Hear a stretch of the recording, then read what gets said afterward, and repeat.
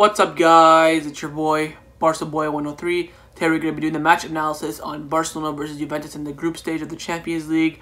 Group stage is done now. We have finished second in the group, which is very disappointing because the fact that we were first throughout all 5 games, and in the last game, we choked it like we always do. We have bottled it yet again. We have choked everything that was important over the past, I'd say, 3 years.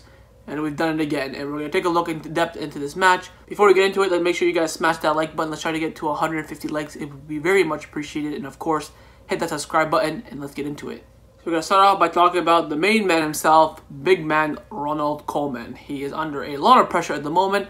A lot of fans have already turned on him, and he's not even been here for 3 months. So he's under an immense amount of pressure, and he is not performing well. His team is not performing well. The lineup that started the game is on the screen right now. He went with Ter Stegen in goal, Dest, Lenglet, Jordi Alba, De Jong, and Pjanic, Trincao, Messi, Pedri, and Griezmann up top. First issue that I had with this lineup was Trincao starting. I think it was a big risk from him. It was a positive risk because he knew after the Cadiz match that we needed width out on the wing, so he went with Pedri and Trincao. Boy, was that the wrong decision. Trincao, again, another awful performance from him. I'm not trying to slander the kid, but this kid needs to step up or something. He's looking like, I don't even know, he's not even looking like a quality player at this point. He is not performing. His passes were sloppy, his skill moves were sloppy, his turns were sloppy, everything was sloppy. He was so bad that Koemans something off at halftime for Braithwaite. I'd rather we started with Braithwaite, had Messi on the right, Griezmann in the middle, and Braithwaite up top. And another thing he did was put Griezmann in the false 9. Again, when a player is playing well in a position, you don't take him out of there. You don't take him out. He's been our best player in that cam position. Oh, I know what I'll do. I'll put him in as striker. It's like, what? Even in the second half, he put Griezmann on the right wing. When he subbed on the Braithwaite, instead of moving Messi out wide, he moved Griezmann out wide. We're back to day 1 already. It's just ridiculous. He does not learn from his mistakes. He does not. Another mistake. The double pivot, man, has been pissing me off over the past few games. De Jong is so inconsistent and trash. Pjanic was, okay on the night, but didn't really perform that well like the whole rest of the team. I told you this, and I'll say it again for the millionth cajillionth time. The double pivot has to have one of Alena, Riqui Puig. So you can have Busquets, Alena, Busquets, or Puig. De Jong, Alena, De Jong, or Puig. Or Pjanic, Alena, Pjanic, Puig. It has to be like that. You cannot have 2 CDMs in the double pivot.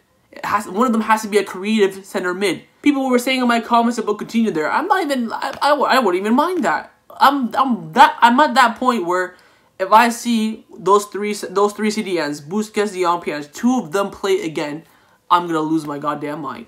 Koeman, he said after the game. Actually, let's get into his quotes right now, because he said after the game something that really annoyed me. In his post-match press conference, he started by saying if they whistle for the first penalty, they must whistle for what they did for Messi. Obviously, the referee on this night was absolutely abysmal.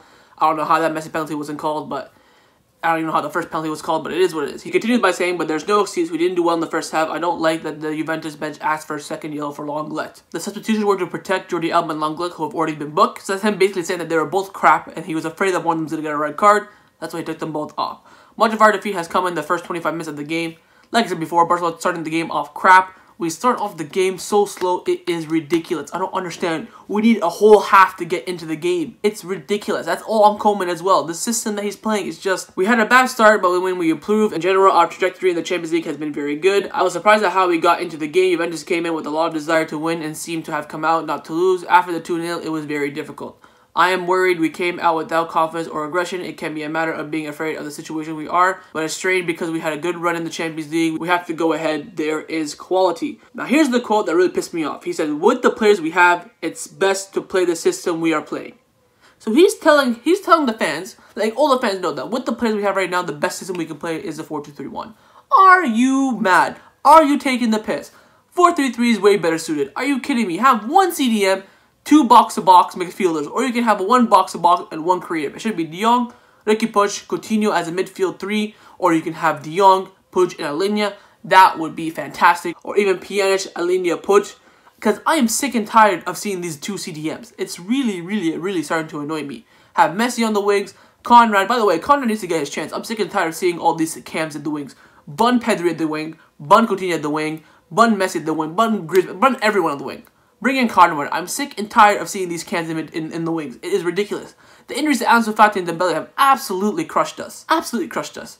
And people tell me not to bring in Depay. Oh, we don't need Depay. Oh, he's overrated. He's not even a number 9. This is why he's a fantastic player to buy. 5 million euros for a guy who can play as a number 9 on the right wing, on the left wing, and in behind the striker. He can play in any of those positions. He played on the wing all his career until he went to Manchester United, got moved into the middle for the Dutch team, played in the middle for the Lyon, and when they had Fekir, he played in the Camp and Fekir played with him. It's just, he's such a quality player. I hope we get him. But knowing two squads, he's probably going to sit there smoking a cigar in the boardroom and not do anything. This quote after the game really annoyed me because I've been saying for at least 3 weeks now that we need to switch to the 4-3-3. This 4-2-2-1 ain't it for Barcelona. And Koemans says that, oh, I started Coutinho in the center, blah, blah, blah, blah, blah. I told him he can go out wide, drift in the middle, blah, blah, blah, blah, blah. We need to set up so we don't have that many people crowded in the middle. Look at the heat map for the first half again. Look at this. Look at this. Look what Griezmann's on the halfway line. So is Frankie de Jong. Messi and Trincao both right. Look at the middle. There is no number 9. This is why you don't take out Braithwaite. Braithwaite would be right there, right where that Juventus symbol is. He'd be there. This is why we need Depay, because he doesn't trust Braithwaite in these big games. He'll play him against Osasuna, Fenerbahce, Dynamo Kiev. He'll play him. Juventus, Atletico Madrid, Sevilla, Villarreal. He won't play them. Valencia, Real Sociedad. He won't play Braithwaite. I'll tell you that right now. He won't. This is why we need Depay. Look at the space there. There is no one. There is no one. Look at Pedri. He's playing as a left center mid, not even a left winger. Look at Griezmann's average, but he's dropping back so much to get the ball. This is why he's a cam. This is why when you don't take him out of his best position. Look at Messi and Messi and Trincao on the wing. There's no one in the middle. All down to Koeman. All down to Koeman. His tactics are crap. Change the formation. Get a number 9. Play proper football. This is unacceptable. How are Barcelona going into a decisive topping a group level game, and we're going in and look at the final third? There's absolutely no one in the final third. Unacceptable. So after talking about Koeman, we're going to talk about some of the other negative aspects of the match. First thing I want to talk about is defense. The defense of Barcelona nowadays is absolutely shocking to watch. We are so shite at defending, it's ridiculous. This is the same defense that lost to Rome 3-0, same defense that lost to Anfield 4-0, same defense that lost to Bayern Munich 8-2, now it's also Juventus 3-0. This whole defense needs to just get rid of everyone. And by the way, boy was that right about PK. No PK, and we are shite in defense. Shite. People tell me, oh, Bengueta's way better than PK. Are you guys blind? Are you guys blind? PK has been covering our asses in defense for years. For years. Look at Lenglet. He looks like a headless chicken without PK. With PK, he looks like one of the best defenders in the world. Same with Umtiti. Umtiti looks like a clown without him. With PK, he looks like one of the best center backs in the world. PK, I've said this before and I say it again. I think he's the greatest center back that I've seen with my own 2 eyes. He is better than Puyol for me. Yes, Puyol's a better leader, blah, blah, blah, blah, blah. PK for me is a better defender. I tell you what, we desperately miss this man. People are going to be saying in these comments, oh, we don't miss PK, Bengueta stepped up, blah, blah, blah, blah, blah. No. PK has been missed so much in this team, it is absolutely ridiculous. And you know what's not helping them as well? De Jong in front of them. De Jong has been so inconsistent since he's came. I can only count a couple good games he had on my fingers. Like, I'm starting to, realize this guy is just so inconsistent. One minute he's looking like, prime Ruud Gullit. Next minute he's looking like prime Alex Song. It's ridiculous from this man. I don't understand it. Koeman keeps consistent with him just because he has good stamina and just because he's Dutch. Yes, De Jong can run around the whole pitch 90 minutes and just drink a little bit of water and he'll be fine. But he is so inconsistent. It's just his pass. Like, people tell me, oh, he was good. He had 97% pass accuracy. That's because he can pass it sideways backwards. Side to Pjanic, side to Jordi Alba, back to PK, back to Lenglet. He doesn't take any risk in his passing like Pjanic does. Yes, Pjanic has some sloppy passes just because he takes risks. Young doesn't. Young actually, maybe last season I feel like he took some risks sometimes, but now he's a bit more conservative. But he needs to improve his game. Honestly, man, this kid, he needs to be dropped. Him and Lenglet both need to be dropped. Give them a little bit of rest, maybe because they were playing a lot of games. Even though De Jong's already been rested so many times. He's rested against Dynamo Kiev, he's rested against Fenerbahce, and he's still coming back crap. Still coming back crap. Drop him from the whole team. Don't even include him. So I'll tell Koeman has to go tell him, like, look, I'm dropping you because you are not performing. Not because I'm resting you because you are not performing. Or at least bench him. Maybe benching him would be a little bit better. That would be an eye-opener. Plus, we're already at home for the next 3 games, so there's no point of traveling.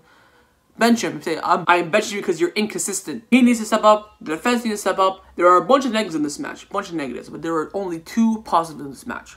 First one was our captain, the leader, the GOAT, Lionel Messi. Look at his stats. 90 minutes played, 125 touches, 77 successful passes, 90% pass accuracy, 3 key passes, 7 shots on target, 7 duels or dribbles completed, 4 long balls completed. He was superb on the night. I think this may be his best performance of the season so far, and we lost 3-0. Look at his heat map, all over the place in that midfield. He has a drop back. Look at the middle of look at the red zone. He has to drop back so much because you know the midfield ain't creating nothing. Look how much he has to drop back. Look at him. He's all over the place. As we just said, Messi had 7 shots in the game. Here's the map on the screen where he took the 7 shots from. Barcelona only had 7 shots in this match. Messi was the only one to shoot on target in this match. We seen Pianist hit sky high a couple times in Riqui Puig. That was it. Griezmann didn't shoot. Trincao, Pedri, De Jong, Braithwaite. None of them shot in this game. Only Messi got hit the target 7 times. That's it. This is how much he's carrying our team. Carrying this team on his back. Wallahi, I feel so bad for this guy. I feel so bad for him. He is carrying this team so hard. If we didn't have Messi, we'd be fighting relegation. I promise you, we would be fighting relegation. We probably wouldn't make it out of this group because Fenerbahce and Dynamo Kiev are just poor. But we'd be fighting relegation in La Liga. Well, I can't explain how much Messi carries this team. It is ridiculous. Man of the match for me wasn't the man of the match for a lot of people, which I'll get onto in a minute. But he was superb on the night. We need more of this from Messi because we know without him we are nothing. Another GOAT performance from him. Hopefully he can bring this onto the rest of the team because we're going to need it against whoever we play. The second positive that we came from that match was the main man, Riqui Puig. I've said this before and I'll say it again. He is the best midfielder at FC Barcelona. Look at these stats. 26 minutes played, 49 touches, 93% pass accuracy, 2 key passes, 2 long balls, 1 successful dribble, 4 duels won, 1 tackle. He was so good that Rack 1 gave him man of the match. He played for 26 minutes and got man of the match from Rack 1. I'm saying this, I'll say this now. If Koeman is not starting against Levante, I will be Koeman out. I will be vocal about it. I will, hashtag it every single day. I don't care. If he does not start against Levante, he has to start. And I know for a fact Koeman ain't going to start. That's why I'm saying that, because I will be Koeman out on Sunday. I'll be tweeting it every single day if it doesn't start Riqui Puig against Levante. Because I tell you what, the best midfielder on Barcelona is sitting on the bench and is an absolute disgrace. How he was, oh my god. Please go watch Riqui Puig compilation from this match. He was super. Just type in on YouTube, Riqui Puig compilation, Riqui Puig highlights versus Juventus. That's all you have to type. He was superb. There's one pass that he did where he was, he was about to, pass it wide to Dest. Instead, he passes it to Messi. The pass went through 4 Juventus players. The pass was so world class that Messi didn't even see it coming. Messi got the ball and, oh, shoot, I got the ball. Okay, let me go attack. It was so good. Cuts through 3. Oh my god. He's like about to fake the pass and goes, phew!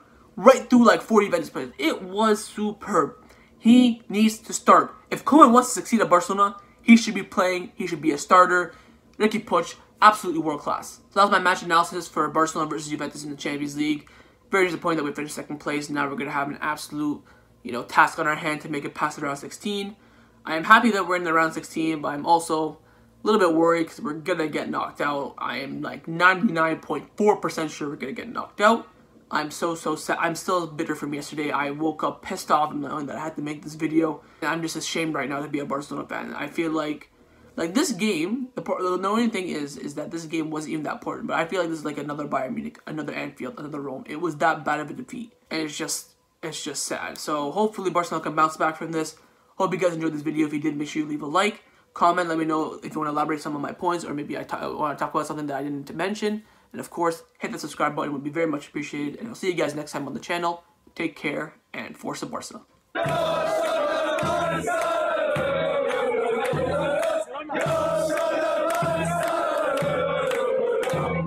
Yeah.